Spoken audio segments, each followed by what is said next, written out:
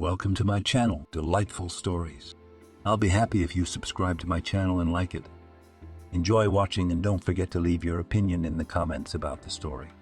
Every day the same thing.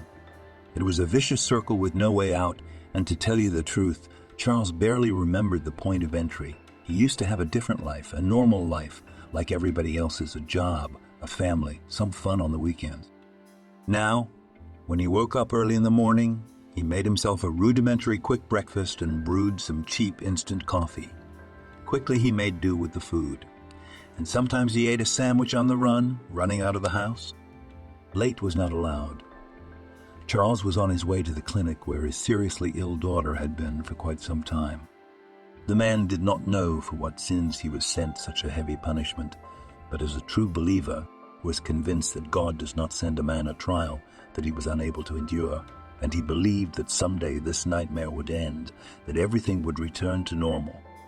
Or at least, it would be better than it is now. Charles's misadventures had begun 5 years earlier. It was as beautiful a sunny day then as it is today. His wife, as usual, had left for work and was due home in the evening. They lived in the suburbs, and she had to take the electric train to get home. On leaving work, his wife habitually texted Charles to say she was on her way home. An hour later, he went to the train station to meet her. That was the rule they had followed for several years. But this time the man never waited for his beloved to return. She did not arrive on her usual train, nor on the next one, nor on the next one, nor on the one that came after her. Charles tried to call his wife, but her cell phone was turned off. Time and again he dialed the number, but a soulless mechanical voice told him that the subscriber was temporarily unavailable and asked to call back later. A total of 2 hours passed. All that time, along with Charles, their 2-year-old daughter was waiting for her mother. If not for her, the man probably would have sat at the station until morning, waiting for a miracle. But with a small child in his arms, it was unacceptable. The girl was tired, could freeze, and also needed to be fed. So Charles, with a heavy heart, made the decision to go home. From there, he immediately called the police. However, after listening to a description of the problem, the officer on duty flatly refused to register his report. "Citizen, are you out of your mind?" he asked angrily. "A grown woman has been missing from home for about 3 hours. We don't worry about teenagers missing for such a ridiculous amount of time, but that's not typical of her. She would have warned me if she had other plans. She texted me that she was on her way home to meet her and didn't make it. And Barbara's phone never goes off. Yes, he could have been discharged, and plans could have changed unexpectedly. Stop your hysteria, citizen. I don't see the slightest thing to worry about. If he doesn't show up before morning, then worry about it." There was nothing to worry about. Charles didn't sleep a wink during the night. In addition to worrying about his wife, his little daughter also prevented him from sleeping, insistently demanding attention. Then the diapers needed to be changed, then fed, then just to be near. This turned out to be an incredibly difficult experience. Usually with Barbara took turns with her, and both were able to get at least some rest before the next day. In the morning, Charles decided not to call the police anymore, but to go personally to the nearest police station and by all means convince the officers to take the report. Fortunately, he had a part-time job, so he could afford to spend part of the day on this activity. Little Sonia, of course, he took with him. You couldn't leave her at home alone. As he had expected, he was not greeted very kindly at the station, but, convinced that the men would not give up so easily, they gave him a sample statement and told him to describe all the circumstances of Barbara's disappearance in as much detail as possible, which he did. One of the officers grudgingly accepted the document. "We'll do what we can," he grumbled through his teeth, "but I'm afraid you may not like the results of our investigation." "What do you mean?" concernedly Charles asked. "Do you think she's dead?" "In my experience, it is likely that your spouse is alive and well. Moreover, nothing terrible happened to her in principle. I think she ran away from all those family hardships after childbirth depression. You know what I mean. Maybe on her own. Or maybe with a lover. No, she couldn't do that to us, the man protested hotly. You have no idea how many husbands think this way while their beloved is having fun in the company of other men.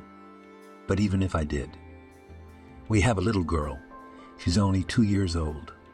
Do you really think a mother can just abandon her child like that? In my line of work, I have seen more than one mother abandoning her children and leaving them in garbage cans and doing things that I'd rather not even talk about. So the woman could have just run off with her lover, leaving the young child in the hands of a caring father. And I wouldn't be surprised at all. In short, Charles left the police station in the certainty that no one was going to look for his wife.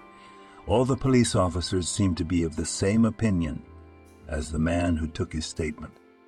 No body, no case, which means the police are not the least bit interested. Who knows what would have become of the young father if not for the need to take care of a young child. He himself suspected that he would have just slowly drank himself to death from grief, from what he had done worse. After all, he was pretty sure Barbara hadn't run off anywhere. She must have been in trouble. And maybe if the police had taken up the case, she could still be saved. As it was, there was little hope. But Sonia kept Charles from making any rash decisions. He knew that she could not survive without the help of the man who was now both father and mother to her. So he had to provide proper care. And though the first night without his wife showed him how difficult it would be to cope with it alone, he had no right to make a mistake. Fortunately, Charles could afford to combine work with childcare. He worked as a cab driver with a free schedule. He could choose which orders he took. In fact, even before his wife disappeared, Sonia often accompanied him on these trips. Thus, Barbara managed to get a job when his daughter was only a year old. True, it seemed to Charles now that it would have been better if he had insisted that his wife serve the full 3 years of maternity leave she was entitled to. They would have had less money. At least Barbara wouldn't have to take the late-night train rides, and she'd be home with her family now. These thoughts often crossed his mind in the years that followed, though he tried to drive them away. What difference did it make how it might have been? There was nothing he could do about it. You'd only be settling for nothing. And Charles couldn't be upset, and Sonia could sense her father's mood. And when he began to succumb to this kind of thinking, she herself became excessively cranky. Still, not a day went by that he didn't think of Barbara. Sometimes he even looked at her pictures and cried softly, trying not to let his daughter notice. In addition, at first Charles went to the police station every week as if he were at work, to see if there had been any changes in his wife's case, and just to remind him of his existence. But all he got in response to his questions was routine excuses. Of course, we're looking for your wife. As soon as we find out anything, we'll let you know. But time passed and still no news. In the end, Charles gave up this futile activity, and there was less and less time for it. He was surprised to find that the older Sonia got, the more attention she needed. He had thought it should be the other way around. But first it was time to take her to kindergarten. Then endless negotiations with teachers, resolving conflicts with other children, visiting matinees and other events, making different crafts together. A morning diva is not a haircut, not a developmental activity, and so on and so on and so on. Charles was spinning like a squirrel in a wheel. As soon as he solved one problem, a new one arose.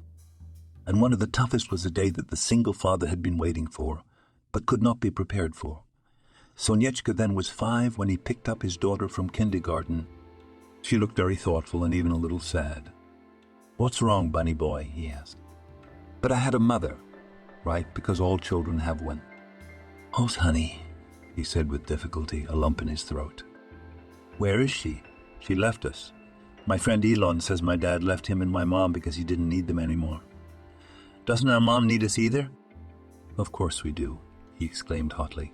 "She loves us very much and would never leave us." But then why isn't she here? You see, Bunny Boy, he struggled to find the words. She's lost. I'm sure she wants to get home and be near us again, but she just can't find her way.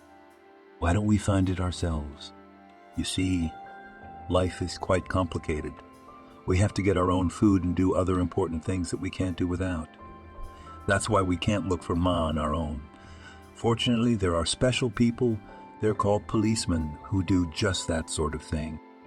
And they are now trying their best to find our mother. I wish they'd find her, those cops, Sonia said dreamily. And that was the end of the subject for her. She'd been very young when her mother had disappeared, and she could hardly remember her. Certainly not as well as Charles remembered her. And he waited until his daughter was asleep again, and he waited until his daughter was asleep again. At midnight he wept over the picture of his missing Barbara, but he could not allow himself to indulge in despondency for long. And life went on again. By this time it was time to prepare Sonia for school, and at 6 years old he successfully entered the first grade. Charles could not rejoice at how clever and beautiful their daughter was growing up. September 1st was one of the happiest moments in his life and Sonia's. In the pictures referring to that day, the girl in a beautiful dress with puffy bows and a bouquet of flowers in her hands smiled broadly for the camera. She studied well, always pleasing her father with her achievements. It seemed that she was easily able to do literally everything she set her mind to. Sonia brought only excellent grades from school. She was praised by teachers and loved by classmates. No one had any doubts that with such abilities she would go far. Attending school, of course, meant, among other things, the need for annual medical examinations. Parents were not required to be present when the children went to the clinic. But Charles could not allow anything in Sonia's life to happen without his supervision and participation. He often heard that this approach was fundamentally wrong. They say too much custody of the girl and risks raising her dependent and not independent. In general, his father understood such reasoning to be common sense. But he could not even imagine what would happen if, after Barbara, he lost Sonia as well. That's why Charles volunteered to accompany his daughter to her first medical checkup of her school life. As it turned out, it was a pretty good idea. After all, the 3 teachers assigned to the case, it was not easy to keep track of a whole class of children. At least this was some help. Sitting outside another classroom, waiting for Sonia to emerge, Charles remembered how he had met his wife. They had both been young and naive, full of unrealistic hopes and strange ideas about the world. She dreamed of becoming an artist. He was a world-renowned scientist. And it all began with a chance meeting in an electric train. It was an ordinary, unremarkable morning. Charles was habitually going to school in a crowded train car. The mood, despite everything, was just fine. The other passengers looked at him incredulously and some outright maliciously. They did not understand how he could keep a smile of a man who was completely satisfied with his life. And only one stranger, standing at the other end of the carriage, seemed to share his sunny mood, as did Charles. She was smiling at the new day. All the way they conspired to look at each other, like old acquaintances, a vault, a shared secret. And then she came out at her station, and the young man thought with regret that this brief but pleasant episode was unlikely to have any sequel. He was returning home late. The train was almost empty. What was Charles's surprise when at the same station the same girl walked in. Looking around for the most comfortable seat, she noticed the boy, and smiling broadly, went straight to him. "Hello," she said cheerfully. She sat down right across from Charles. "Hello," he said. "I didn't expect to see you again, but of course I'm very glad." "I'm glad too. But I must admit that I had no doubt that our paths would cross again." "Why is that?" "Well, there are 2 explanations, historical and logical. Which one do you prefer?" "I'd be interested in hearing both. But first I felt a certain kinship of souls, and immediately realized that our meeting was not accidental. And that means that we will definitely see each other again. And the second, at this early hour in a crowded car, a man is most likely going to work or study. That means it's his regular route. And most likely he takes the same train at the same time as I do. The likelihood of meeting in this way is quite high. You must agree, Charles looked at her with genuine admiration. The girl turned out to be not only beautiful, cheerful, but also outstanding. Such wonderful reasoning. That's right, he smiled. I didn't even think of that. What's your name? Barbara. What about you? Charles. There, she said with satisfaction. Now that we know each other, it's time we switch to you. What do you think? With pleasure. The doctor's voice peeking out of the office brought the man back from a world of happy memories to harsh reality. Are you Sonia's father? Please, we need to talk. Perplexed, Charles followed the medic. On the couch sat Sonia, who immediately reached for her father. But the doctor led him through a door at the end of the room. In this room there was a table, a couple of chairs, numerous cabinets and drawers. Have a seat, the doctor said. Charles obediently sat down on one of the chairs. His companion, on the other hand, remained standing. They spent some time in silence. It was as if the doctor could not find the right words. Unpleasant thoughts began to fill the man's head, which he tried, however, to banish. Charles, we suspect that your daughter has cancer. What? Look, it's too early to panic. It's not an accurate diagnosis in our setting, but there are a number of symptoms that indicate the presence of a tumor in the lung area. To know for sure, some additional tests need to be done. It can't be, Charles said with conviction. What oncology? She's only 7. Unfortunately, cancer doesn't choose age. But she's perfectly healthy. She hasn't even had a cold in a couple of years. She has no alarming symptoms. Nothing at all. There's definitely some kind of mistake. Look, Charles, I understand your state of mind. But denial is not going to help your child. Cancer is an insidious thing that may not show itself until it's too late. If it's really one big fluke that we were able to detect the problem before Sonia had symptoms, then there will be a chance for a normal life. But in order for her to take advantage of it, you have to pull yourself together. Charles nodded. The doctor said something else, I think, explaining what tests should be taken and what it would yield. But his grief-stricken father hardly heard him. Eventually, realizing this, the doctor simply left the office for a few minutes, leaving the man alone. That's when Charles allowed himself to cry softly with helplessness and a new affliction. Then there were endless trips to clinics, doctors, examinations, tests. Charles still had hope that there was some ridiculous mistake, and in fact his daughter is perfectly healthy. He took her to more and more doctors. But they all said in one voice that the tumor really is, and in the end, he still had to accept the truth. And then life went on like a nightmare. Again, doctors, clinics, drugs, procedures, and new tests. And so on in a circle, of course. Sonia was exhausted by it all. Besides, she couldn't understand why she was being tortured. The concept of illness was understandable to a child, but it was completely unclear to her how one could be sick and not know about it, and Charles had no idea how to explain it to her. After a while, though, such a need was no longer necessary. It began to get worse for Sonia. At first she just felt weak, but then the pains began. The more time passed, the more powerful medication was needed to be able to continue her normal life.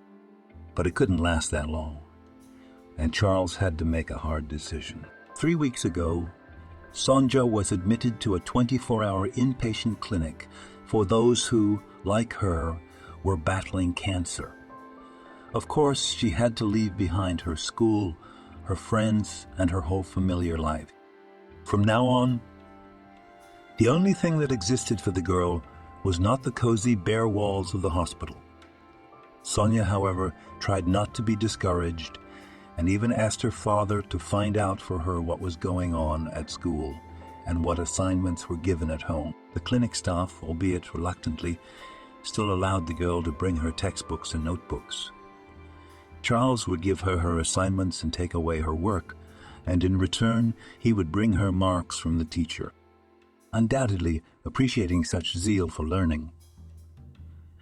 But her daughter looked with suspicion at every A she received. "Dad, tell him I don't need any indulgences because I'm sick. Let him judge me, honestly. What makes you think it's not so bunny?" Too many high fives. "Isn't that how it works? Look at your diary before you came here. Even before you got sick, you've always had these grades." Had she forgotten? "That's right," Sonia sighed. Charles saw that he hadn't convinced her, but he had nothing to say. He himself tried not to show his true feelings, at least to his daughter. He told her that they would make it, and he tried to convince himself of that as well. Every time he came to the clinic, her father tried to put a positive spin on it. Sometimes he even smiled through his strength, which looked a little creepy from the outside. For the first week, he visited her every day after work. It was clear that they did not have much time together. It was good if they managed to get at least an hour and a half before the clinic closed for visitors. More often, it was 30 or 40 minutes. Charles realized that at this rate he would go crazy with worry for his daughter.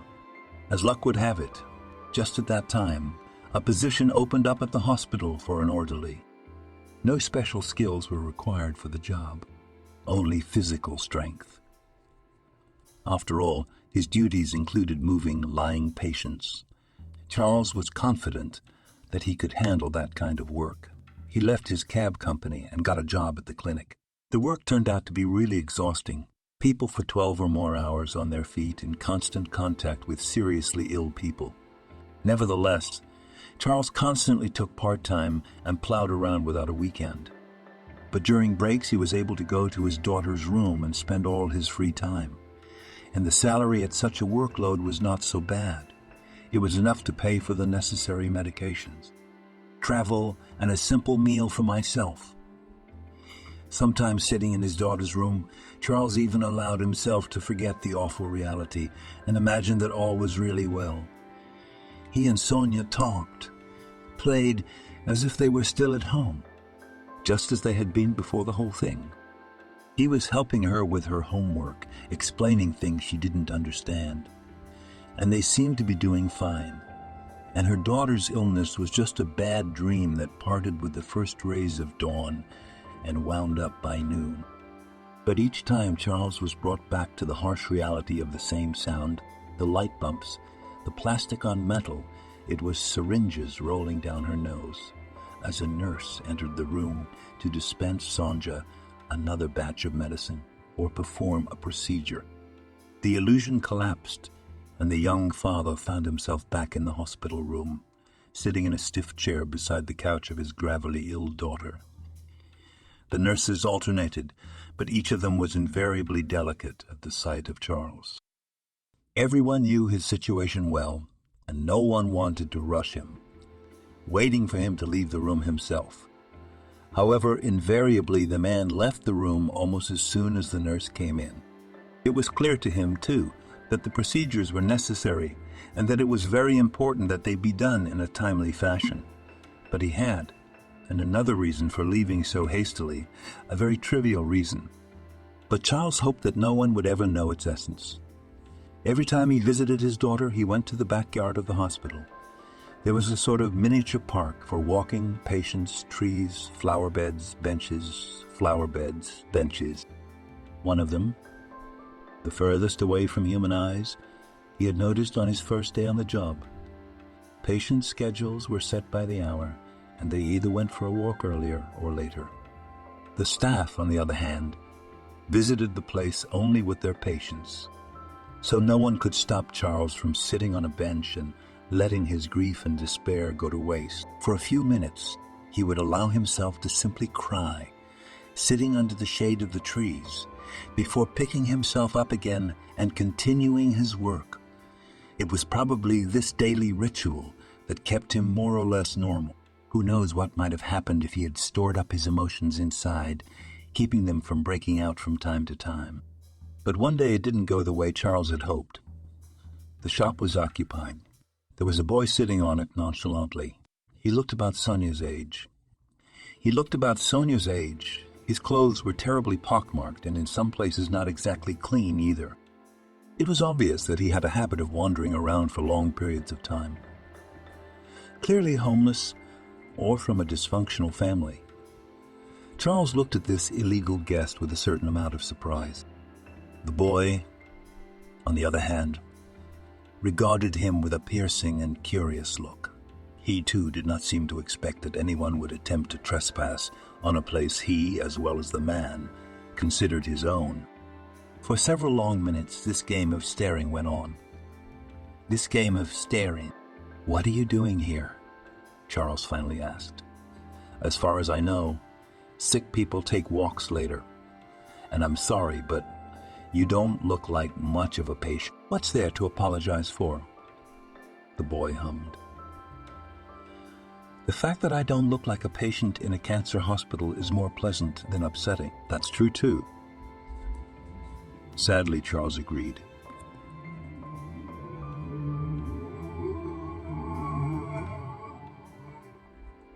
The boy looked at him intently, and suddenly guiltily. "I'm sorry, what was that for?" The man didn't understand. "I thought my remark offended you." "I'm sorry. I thought the staff here were used to that a long time ago." "But you seem to have someone close to you here." "Yes." The more he went on, the more this boy surprised Charles. This kind of reasoning was completely uncharacteristic of children of that age. His Sonia, for instance, did not know what cancer was until she faced this terrible disease personally, apparently the impact of the fact that the daughter was a domestic child, loved and pampered, which could hardly have been said of the boy. The street had forced him to grow up much earlier than he should have. It made Charles uneasy and bitter. He was sincerely convinced that such things should never have happened under any circumstances. But somehow they did. "Yes," he answered quietly. "My daughter is about your age." Sympathetically, said the boy. "What are you doing here anyway?" "As far as I know, it's not forbidden." Immediately, the guy joined in. Obviously, he was afraid that the unfamiliar orderly was about to chase him away. The first time he tried to change the subject, but after a second question, he realized that he would not succeed and took a defensive stance. "No, of course not," Charles hastened to reply. "Don't worry, I'm not throwing you out. I'm just curious. I've never seen anyone here at this hour." "Me too." The boy cooled off in an instant. "I usually come back a little later, though.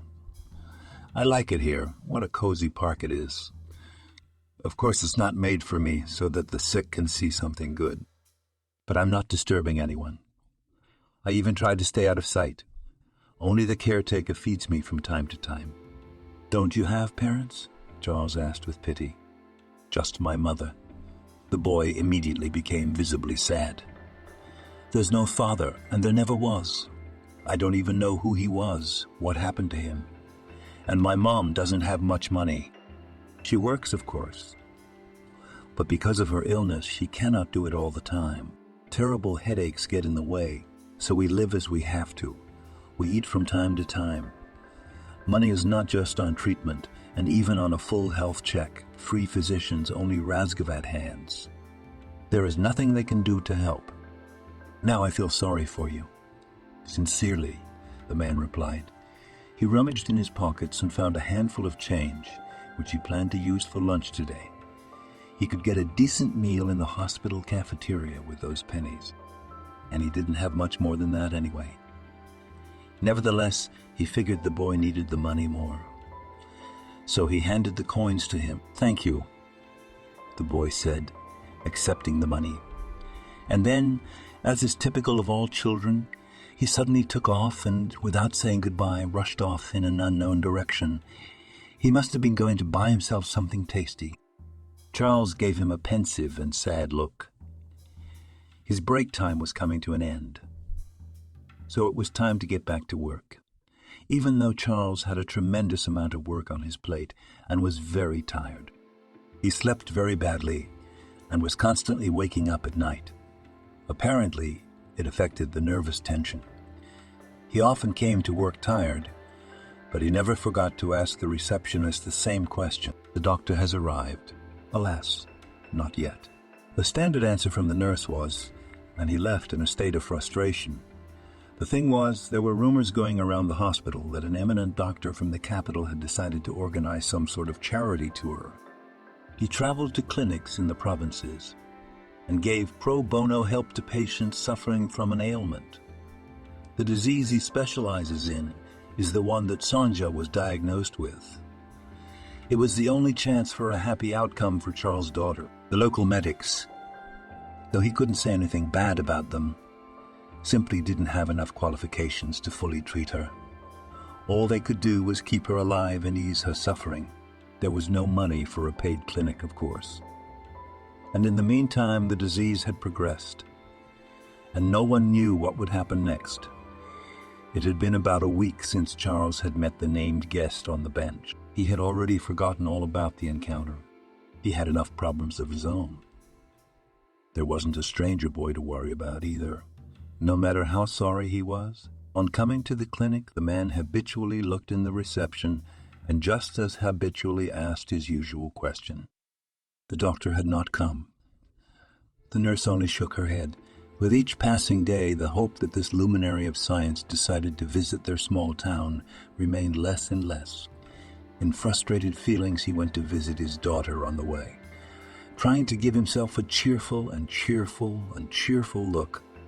Why should the child be unnecessarily disturbed? But as he approached Charles's room, he was shocked. There were sounds coming from behind the door that he hadn't heard in a long time, and to tell you the truth, he no longer hoped that he would ever have the chance to hear again. Still, it was hardly a hallucination. It was hard. The sick daughter was laughing merrily. When Charles entered, he no longer doubted that Sonia was not here alone. Nevertheless, no one but her was visible, and the daughter herself was sitting on the bed, innocently batting her eyes. She looked extremely contented, which could not but gladden her father's heart. The location of her guest, Sonia unknowingly betrayed. Her gaze was now and then restlessly directed straight down, and some suspicious rustling could be heard from under the bed. Yes, to tell the truth, there was no other place in the room to hide. Looking in, Charles was surprised to see the same boy he had talked to in the hospital park not so long ago. "Hello again," he hummed. "Get out of here. There's nothing to breathe in the dust." The boy looked guilty and guilty at the same time. He climbed out of his hiding place. "Only Sonia is your daughter?" he asked. "That's right," Charles smiled. "Don't be angry. I once saw her through the window, sad and lonely. I knew I needed company. Well, I mean, you're her regulars. But you know, a company of peers is another matter." No doubt the man nodded. "So I climbed in through the window. Don't scold the pacifier, though. She didn't want to let me in at first." Charles was amused that in such a situation the boy behaved like a real gentleman and tried to protect his daughter by taking all the blame. "Daddy never scolds me," Sonia answered right away. "And neither will you. Won't you, Dad?" "Of course, Bunny Rabbit." Charles responded affectionately. He really didn't mean to scold children. It was understandable that the boy must have missed being around his peers, too. Besides, he could see how much his presence had benefited his daughter. He suspected that no amount of therapy would have had the same effect. "What's your name, then? We never got to know each other," he said to the boy. To Charles' surprise, this simple question elicited an uncontrollable fit of giggling from the children. Patiently, they waited until laughing. The man finally got an answer to his question and at the same time understood the reason for the merriment of these two. "Charles," he answered Sonia. "Well, it's a pleasure," he smiled. "That's what, young man. So I don't see licking quietly through the window anymore." Understandably, the children immediately became sad. and Charles realized that he had made a mistake. He expressed his thought incorrectly, and they thought that even though he did not swear, but forbade them to communicate. Of course, it was worth anticipating this reaction, for they had clearly expected it. Why else would all this hiding under the bed? He hastened to correct himself. Why climb through the window? Especially on the third floor when there's actually a door in the room. The boys looked at each other cheerfully and began to express their gratitude. Charles just brushed them off and left the room so as not to disturb any further conversation. For the first time in a long time, his heart felt light and peaceful. So much so that he even managed to sleep peacefully that night. But in the morning, the restless thoughts returned. As before, the only question on his mind was, would the doctor from the capital come? And if he did, what would he say? What would he say? What would he say? Would Sonia have a chance at a normal life? As always, after drinking coffee and a sandwich on the go, he went to the clinic to torment himself with these thoughts. When he entered the clinic building, he immediately felt some elusive change in the atmosphere of the place. It seemed as if something was being celebrated. The staff was smiling happily and whispering excitedly. And the nurse on duty, without waiting for his usual question, nodded cheerfully and vigorously. The doctor from the capital came after all, and not just arrived, but began his examination of Sonja. When Charles entered the room, he saw an elderly man in his 60s or so, talking to his daughter. Many people crowded around, including doctors, nurses, and even orderlies. Everyone wanted to see how the luminaries of science were working. And I must say, there was a lot to see. Charles had never seen a patient so thoroughly and meticulously examined. His daughter was covered with some strange devices, to the readings of which the capital doctor periodically checked everything. Apparently, not only had he come himself, but he had also brought some equipment with him. Charles could also hear him busily giving instructions to the local staff, prescribing new tests, adjusting the treatment regimen on the fly. In short, it was immediately clear that this man is considered one of the best in his field. And judging by his preschool look, Sonia was by no means hopeless. Finished with his daughter, the doctor hurried to the other patients. Charles went about his work duties. He had not expected the doctor to find time to talk to him personally. Therefore, he did not impose himself. However, when it was getting close to lunchtime, the older man sought him out himself. "You're Sonia's father, right?" He started off in a businesslike manner.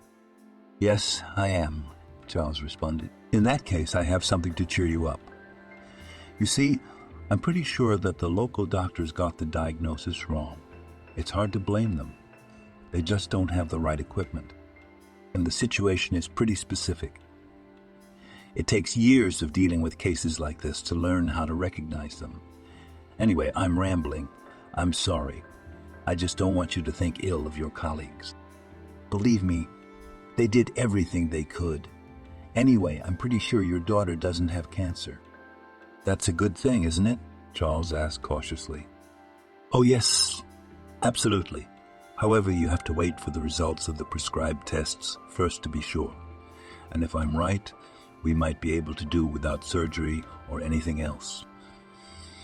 To cure Sonia with medication alone." That was good news. But there was also bad news. Sadly, the man clarified. "Alas, there are a number of drugs used against your daughter's illness, all of them imported and not cheap.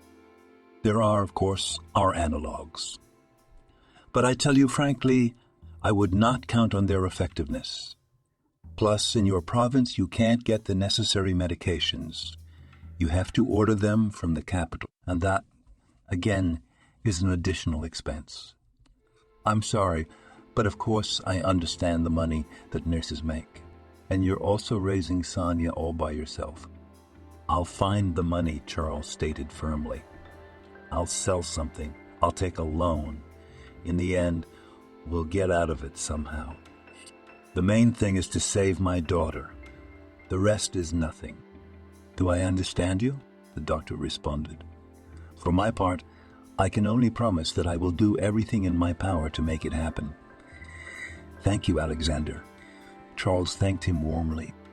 For the first time in a long time, he really had hope that everything would be all right. Of course, he had tried to convince himself and his daughter of something like that before. Now, however, he had some reason to do so. If a doctor from the capital, a specialist in such cases, was convinced that Sonia could be cured, then that was the case.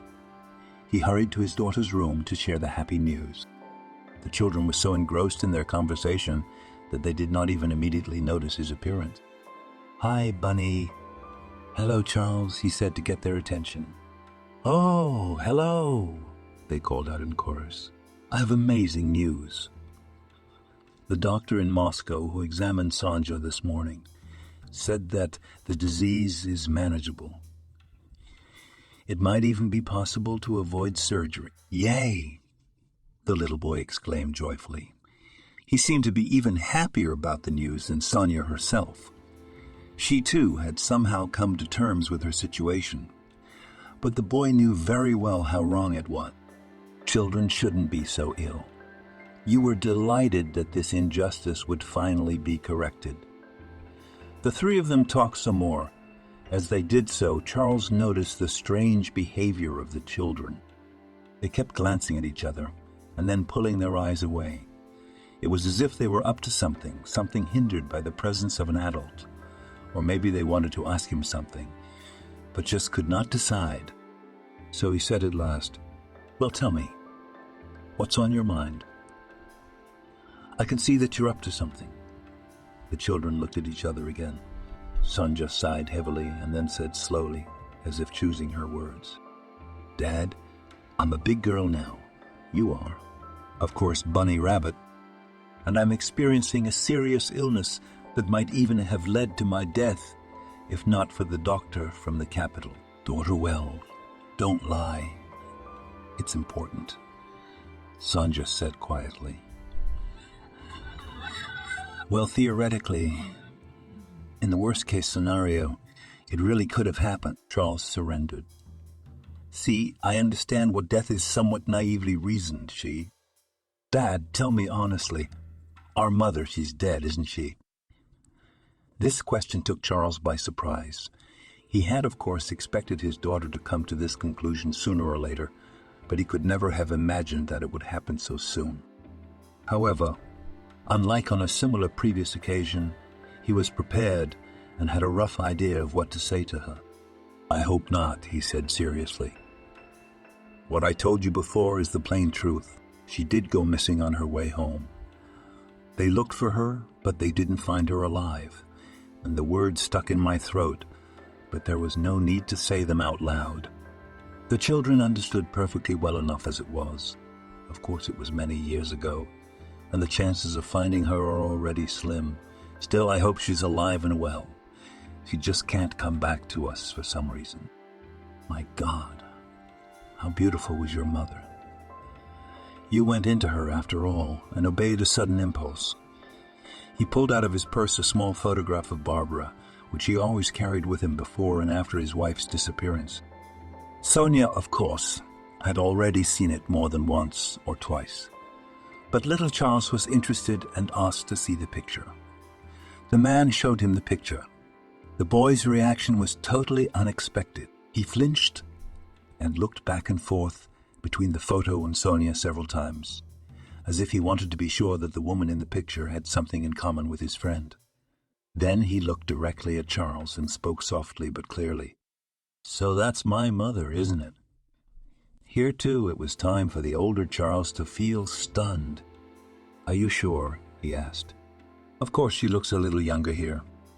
But, well, I don't recognize my own mother." "Listen, could you introduce us?" Charles asked cautiously. Of course, the boy responded.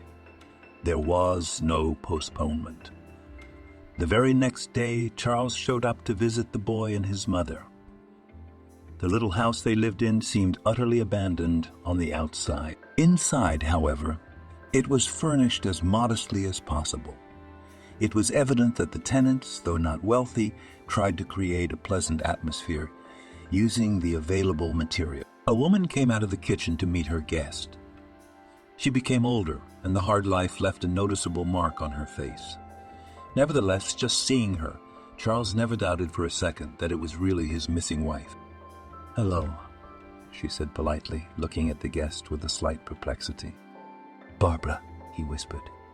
"I'm sorry if I'm not showing emotion appropriate to the moment, but I assume you are someone from my past, and by all appearances, someone close to me. The problem is that a certain period of my life, for some reason, has fallen out of my memory." "Barbara, I'm your husband," Charles said just as quietly. "Yes, I assumed something like that." "Well, come on in." For the next 2 weeks, Charles was literally torn between the hospital where his daughter lay and his wife's home. Barbara politely hosted him, listened to the story of their life together, looked at photographs, but the man realized she had no emotions about it. She listened to it only as an entertaining story, but she could not associate them with herself. Still, Charles had hope that the memories were not gone, but merely hidden somewhere deep in her subconscious and could be awakened. And that hope was not entirely unfounded. It was Barbara's son who was giving it away, after all. There was a reason she had named the boy Charles. The name must have subconsciously come to mind. Of course, he did his best to help his wife around the house. Even though she had put the house in order as best she could, there was still a lot of work to do, and Barbara, of course, refused to move in with him. "Look, it's not that I don't believe you, but how do you live together with someone you don't really know?" she said. But one day, when he once again stopped by to visit her, he immediately realized that something had changed. Barbara literally ran out to him and hung around his neck. He felt, as before, a warmth emanating from her, not physically, but on an emotional level. She didn't need to say anything. Charles knew she remembered everything. "I was returning home on the train at the time. I was attacked by some thugs. They wanted to rob me, and when they realized there was nothing to take from me, they got mad and threw me out of the train at full speed. I don't know how I survived. Apparently, I traumatized my head and lost my memory. I was found by the local homeless. They don't live far from here. They have a sort of commune that helps each other. So they decided to help me as much as they could.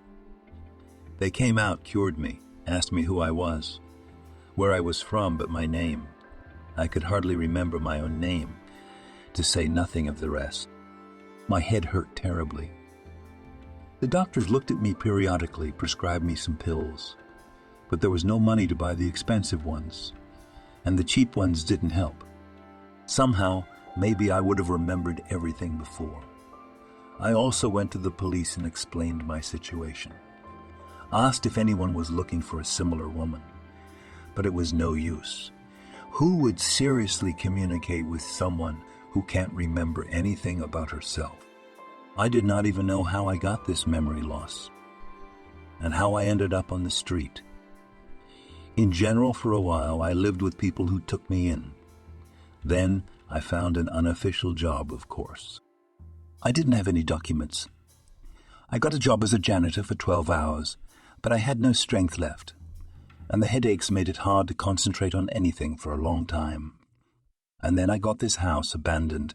No one needed it. Cleaned it up as best I could. Not far from there, right over there in that wooded area. Found a baby, lying in a cradle, and it didn't look cheap. He was about a year old or so at the time. I probably should have gone to the police to get him, but I didn't have much confidence in him.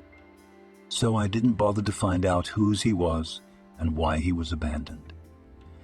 She took him in, took care of him, brought him up. Apparently, though he did not remember Sonia, but subconsciously she missed her. So she decided to compensate for the loss of her child this way. That's quite a story, Charles exhaled as he listened to her.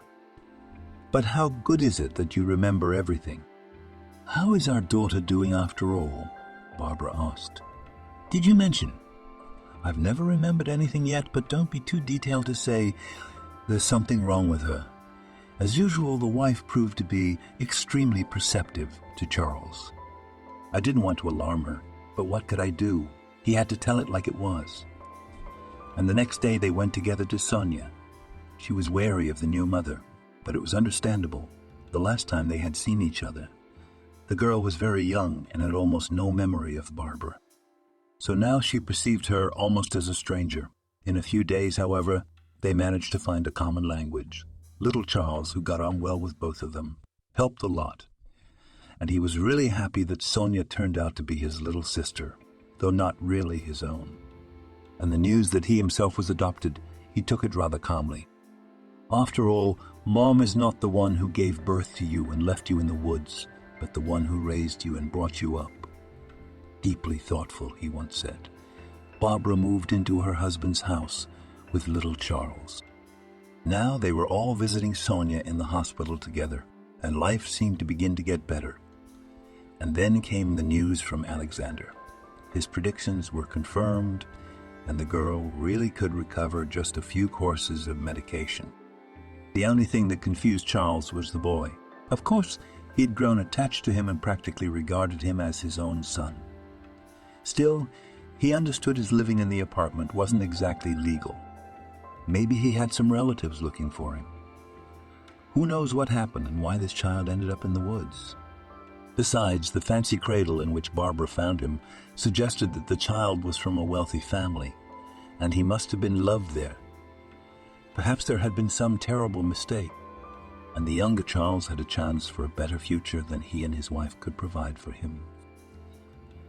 Guided by such thoughts, as well as memories of how hard it had been for him without his missing wife, the man placed an ad on social media and reached out to missing persons volunteers.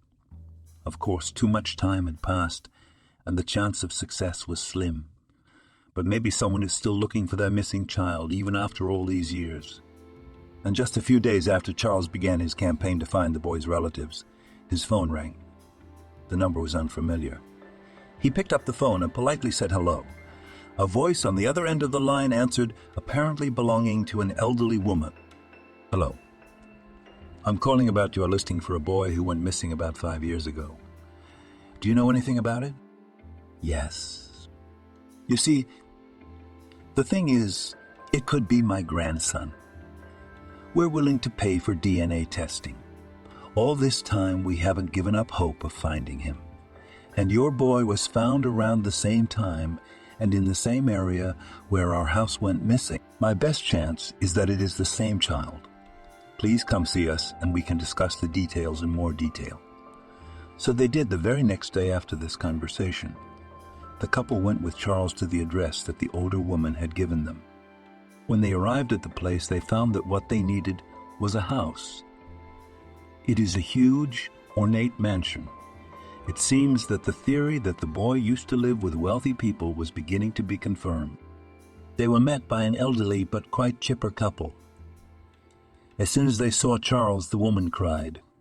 It was obvious that she wanted to enclose the boy in her arms, but held back, realizing that he does not know anything about her, and such behavior would not be very appropriate. He looks just like Max, doesn't he, Arnold? Really, Jennifer. Really, the man affirmed. He had wet eyes of his own. You can go inside now. We will explain everything. They went into the spacious living room, where the table was already set. They politely invited their guests to dine with them. When everyone was seated, the old lady began her story, while she was swallowing her tears. We had a son, Max, a wonderful boy. We could not rejoice at him.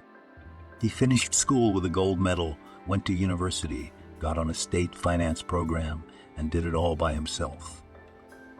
We were ready to help him in any way we could, but he didn't want to. He said he had to do everything on his own. We thought it was right.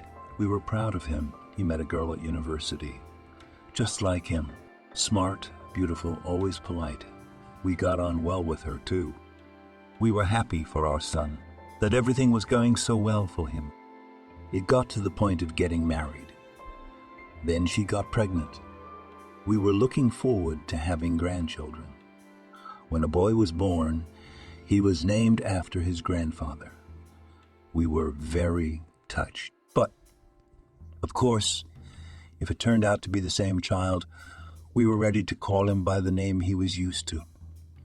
My parents couldn't get enough of him. And we were all happy, too. Everything was going well, and it was at that moment that disaster struck. Max was killed. Some drunken freak knocked him down right on a crosswalk in broad daylight and drove away. There were a lot of witnesses. They called an ambulance. Yes, only when it arrived. It was impossible to save our little boy. We, of course, grieved terribly. Is it a joke to lose a beloved son? Except that the worst came on the wall. We had each other, and she had no relatives, no friends. Only the baby. Yeah, he must have been a burden on her, too. Maybe Max reminded her that she loved our son very much. Anyway, it must have been because of this event that she lost her mind, and one day she just disappeared with the baby. We searched for them for a long time with the police. They searched all the surrounding woods. Her body was found in the lake of the woods. She must have drowned herself with grief. Poor thing, but there was no sign of the child. The only thing that gave us hope, they hadn't found his body. Maybe she didn't mean to ruin the baby. Then why did she take him with her? I don't know. Maybe she wanted to throw him in the lake with her, but she couldn't. We will never know. When the woman finished speaking, tears welled up in the eyes of everyone present. The more so, the hosts showed a picture of his father, and the resemblance was indeed absolutely obvious, but still conducted a DNA test which definitively confirmed that the boy was the missing grandson, the elderly couple. But then another problem arose. Charles was perfectly willing to see his newfound grandparents, but flatly refused to visit them, already used to Barbara, and that she considered his real mother. And her husband gradually took on a fatherly role in his life.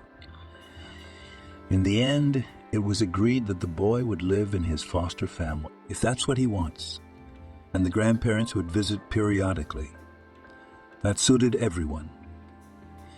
In fact, the older people were already happy about the fact that their missing grandson had been found safe and sound. Moreover, living in a loving family, striving to give their children the best of everything. If you need money, ask for it, he said goodbye. I mean, my grandson we are ready to provide in any case.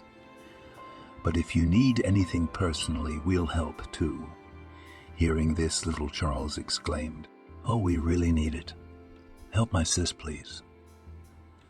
On the one hand, it was uncomfortable for them to ask for such a large sum. On the other hand, it was a real chance to finally put an end to Sonia's torment, who was still in the hospital for lack of medication suitable for her. The owners obviously noticed their confusion.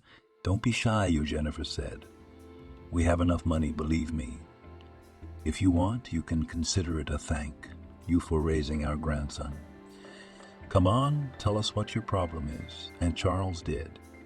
He told him about Sonia's illness and how she had been in the hospital with no chance of recovery, and how the doctor in the capital gave them this chance, which, unfortunately, they could not use because they had not yet found the money for drugs. "God, we can't refuse to help a sick child," Arnold exclaimed. "Just tell me what I need to buy. I have a friend in the capital the other day. I will tell her and she will bring everything. I think it will be more reliable and faster than the delivery." So they did. And after a month of taking new medications, a miracle began to happen. Sonia was able to leave the walls of the treatment facility and return to normal life. She went back to school, was able to go out again and make new friends. On weekends, she often went out with her parent and brother to the nearest large city. Sometimes just for a walk, sometimes to the zoo, sometimes to the amusement park. Of course, they didn't forget to visit their grandparents. At first, Sonia just wanted to look at her rescuers and thank them in person for their help.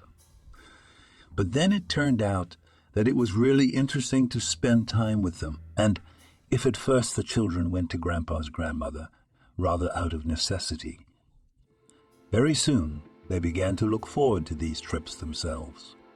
However, the elder Charles and Barbara were also able to find common ground with relatives of little Charles. After losing their son, they were only too happy to have found someone to extend their love and care to. In the end, they all became one big family whose members were always ready to help each other. Barbara, remembering her past, was able to recover her documents and return to her former job. Fortunately, after learning about her problems, her grandparents paid for her treatment and the headaches stopped plaguing the woman. Charles had already realized after the whole story that he wanted to become a doctor and enrolled in university, temporarily remaining to work as a part-time orderly. Sometime after these events, Arnold and Jennifer suggested at a family reunion that, "Why don't you sell your apartment and buy a new one? A bigger one. And it's closer to us. We'll see each other more often, and the kids will be more comfortable if they each have their own room, especially now they are small. But soon they will be teenagers at the same time. Just do not start again about the money," we'll add. We are trying for our grandchildren and for ourselves too. After some thought, Barbara and Charles decided that it was a sensible suggestion and worth taking. Among other things, their decision was influenced by the unexpected news that they would soon become parents again, and this time they intended to do everything right.